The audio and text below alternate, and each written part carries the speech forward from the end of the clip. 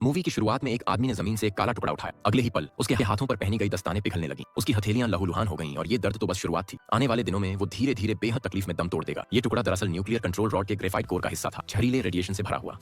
ठीक उसी वक्त चेरनोबिल प्लांट के अंदर कंट्रोल रॉड्स तेजी से हिलने लगे। वर्कर्स ने घबराकर इमरजेंसी शटडाउन बटन दबाया, पर उसका कोई असर नहीं हुआ। रेडिएशन मीटर की रीडिंग तेजी से बढ़ती जा रही थी। अगले ही सेकंड एक जोरदार धमाका हुआ। पूरा न्यूक्लियर प्लांट पल भर में समतल हो गया। रेडियो एक्टिव डस्ट हवा में फैल गई। जहरीले ग्रेफाइट के टुकड़े हर ओर बिखर गए। कंट्रोल रूम में सायरन लगातार बज रहे थे। हर कोई दहशत में था। एक कर्मचारी रिपोर्ट लेकर आया।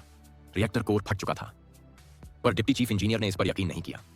उसने आरोप लगाया कि यह सब एक्सपेरिमेंट ऑपरेटर की गलती है और इसे एक सामान्य हादसा बता दिया। फिर भी वो खुद साइट पर गया। जमीन पर बिखरे ग्रेफाइट के टुकड़े और हवा में फैली मेटल की गंध ने उसे सच्चाई का एहसास कराया। कंट्रोल रूम लौटते ही उसने आदेश दिया, रिएक्टर को पानी से ठंडा करो, और कुछ इंजीनियरों को अंदर भेजा। लेकिन यह एक तरह से उन्हें मरने के लिए भेजना था।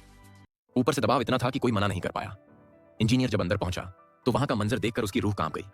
रिएक्टर से धुएं के बादल उठ रहे थे। सब कुछ तबाह हो चुका था। कुछ ही देर में उनके शरीर जलने लगे और वो चुपचाप मौत का इंतजार करने लगे। फायर ब्रिगेड भी जल्दी मौके पर पहुंच गई।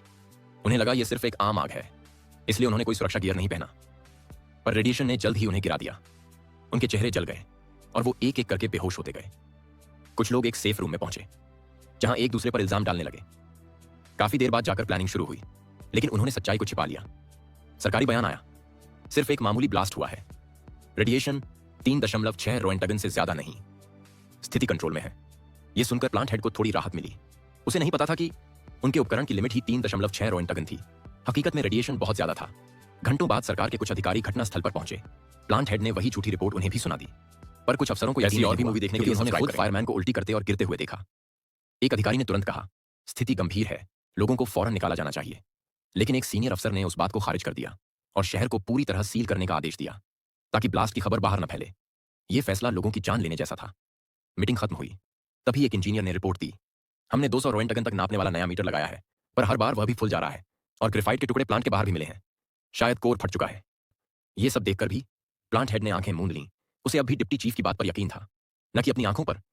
फिर एक गार्ड ने एक इंजीनियर को छत पर ले जाकर खुद से सच देखने को कहा, लेकिन वो किसी को मौत के मुंह में भेजने जैसा था।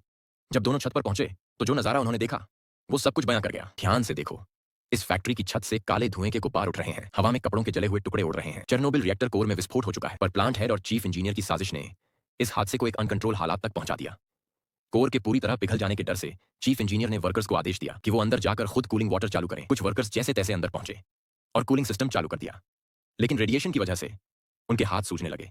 चलने की ताकत तक नहीं बची और वहीं उनकी जिंदगी खत्म हो गई। इधर फैक्ट्री के आसपास रहने वाले लोगों को अब भी इस हादसे की गंभीरता का अंदाजा नहीं था। वो